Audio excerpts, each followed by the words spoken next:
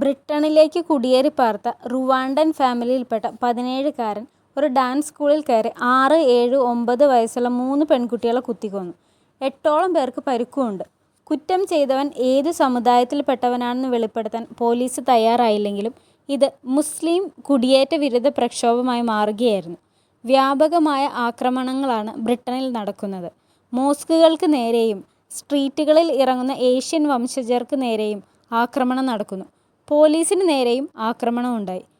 Gaza Israel യുദ്ധത്തോടനുബന്ധിച്ച് save Gaza മുദ്രാവാക്യങ്ങളും പോസ്റ്ററുകളുമായി തെരുവിലിറങ്ങി പ്രതിഷേധിച്ച് ആളുകളെ ബുദ്ധിമുട്ടിച്ചതും പ്രശ്നങ്ങൾ രൂക്ഷമാക്കി. ജിഹാദികൾ മതപരിവർത്തനത്തിന് ആളുകളെ പ്രേരിപ്പിക്കുന്നു എന്ന വാർത്തകളും വ്യാപകമായി പ്രചരിപ്പിക്കപ്പെടുന്നുണ്ട്. ഒരു കാലത്ത് സ്വന്തം മതരാഷ്ട്രത്തിലെ മതനിയമങ്ങളിൽ പൊറുതിമുട്ടി അവിടെ നിന്നും ഓടി രക്ഷപ്പെട്ടെത്തിയവരാണ് ഇവിടുത്തെ മുസ്ലിം സമുദായം. ഒരു കാലത്ത് ലോകം മുഴുവൻ കോളനി സ്ഥാപിച്ച് അവിടെ ജനങ്ങളെ അടിമകളാക്കി ഭരിച്ചിരുന്ന ബ്രിട്ടൻ്റെ ചരിത്രം എല്ലാവർക്കും അറിയാവുന്നതാണ്.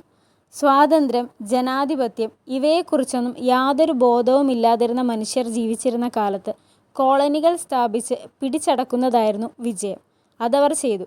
അതിൻ്റെ പേരിൽ അടിച്ചമർത്തപ്പെട്ട ജനത ഗത്യന്തരമില്ലാതെ തിരിച്ചടിക്കാൻ തുടങ്ങിയപ്പോൾ സ്വാതന്ത്ര്യത്തെക്കുറിച്ചും ജനാധിപത്യത്തെക്കുറിച്ചും ബോധം വന്നു തുടങ്ങിയ ജനതയുടെ തിരിച്ചടികൾ ചെറുത്തു നിൽക്കാനാവാതെ കോളനി ഉണ്ടാക്കിയവർ എല്ലാം ഉപേക്ഷിച്ച് അവരുടെ നാടുകളിലേക്ക് പോയി.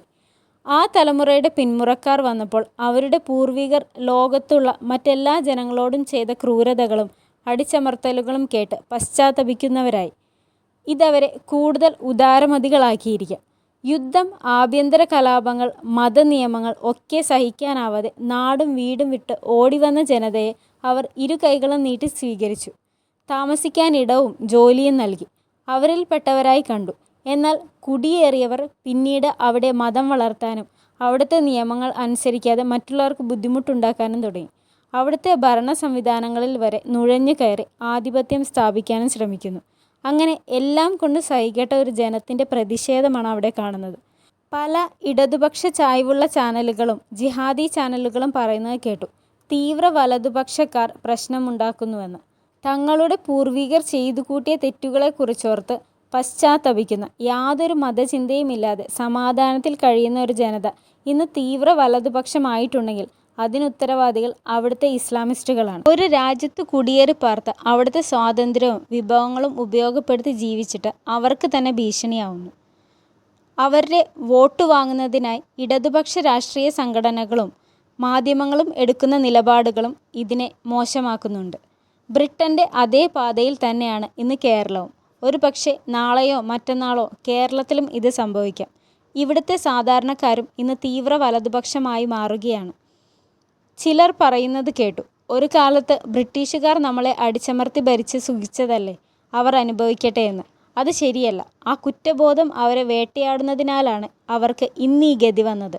പൂർവികർ ചെയ്ത തെറ്റിന് ഇന്ന് അവരെ കുറ്റം പറയേണ്ടതില്ല. ഓരോ നാടിനും അവിടുത്തെ ആചാരങ്ങളും സംസ്കാരങ്ങളുമുണ്ട്. അത് മാറ്റാൻ ശ്രമിച്ചാൽ മാറില്ല.